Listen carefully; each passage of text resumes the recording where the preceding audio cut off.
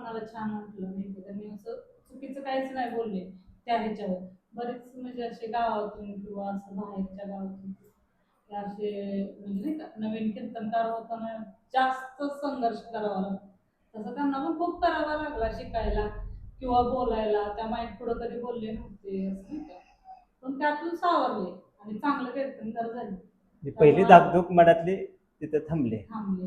आता ताई दुसरा विषय, दुसरा प्रश्न आहे तुमच्यासाठी की ज्यावेळेला जे माहेरची लोक म्हणा किंवा सासरची लोक किंवा तुमची पै पाहुणे असतील असं सर्वांनाच ज्यावेळेला माहीत पडलं की आपले महाराज कीर्तन सांगतात आणि त्या लोकांनी त्यावेळेला ऐकलेलं असतं कीर्तन, त्यावेळेला ते काय तुम्हाला सांगतात का?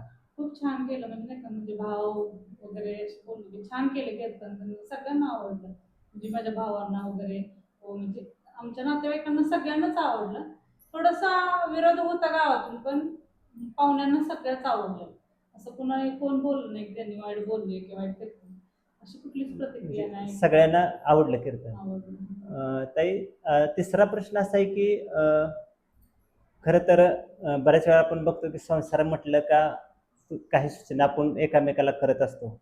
पण ज्यावेळेला हे महाराज व्यासपीठावर उभं राहून कीर्तन सांगतात, तुम्ही ऐकता आणि ऐकल्यानंतर तुम्ही बऱ्याच वेळेला काही सूचना करता का त्यांना की हा अभंग असा असावा किंवा निरूप काय असेल ते? अभंगाविषयी काय माहिती नाहीये. माझ्यापेक्षा जास्त त्यांना अनुभव आहे. पण आम्ही सांगतो घरातून की छत्रपती शिवाजी महाराजांच्या विषयी सांगत जा, शिवाजी महाराजांचं चरित्र सांगत जा, असं बोलतो. बाकी काय नाही त्यांना सुचवत. तेच की म्हणजे म्हणजे हां. काय आपल्याला नवीन नवीन वाटतं ना. नाही, आम्ही तेवढंच बोलतो कारण ते जास्त अनुभव आहेत आमच्या घरात. आम्हाला त्यातलं अभंगातलं एवढं त्यांना कळतं तेवढं आम्हाला कळतं. त्यामुळे आम्ही सांगू शकत नाही त्यांना. आता शेवटचाच प्रश्न तुमच्यासाठी आहे. अजून काही अपेक्षा आहे त्यांच्या कीर्तन ऐकल्यानंतर किंवा प्रवचन ऐकल्यानंतर? काय नाही अपेक्षा. जे आहे ते चांगलं सांगतायत. हां, चांगलं सांगतात. आम्हाला तर आवडतं, मनापासून आवडतं आणि आम्ही त्यांना म्हणजे नाही का हे पण नाही करत, अडवत पण नाही. एवढंच ते की बऱ्याच वेळेला न वाटतं की नोकरी करता येते, नोकरी हां, तेवढं मी म्हणजे सांगत तिकडं पण असते, दुर्लक्ष कुटुंबाकडं, की अशा वेळेला पण थोडंसं अजून आपण आपली मुलं वगैरे छोटी आहेत. नोकरी बघूनच करा. त्याच्यानंतर जेव्हा आपली मुलं कर्तृत्वदार होतील तेव्हा तुम्हाला तेच करायचंय. आपण काही कायम नोकरी करणार नाही. आपल्याला कीर्तन भजनच करायचंय. कारण आपण त्या परमार्थात उतरलोय म्हणजे परमार्थाच्याच गोष्टी करायच्या. पण आत्ता नको. थोडं थांबा. म्हणजे पूर्ण वेळ त्याला देऊ नका. म्हणजे काम केलं पाहिजे.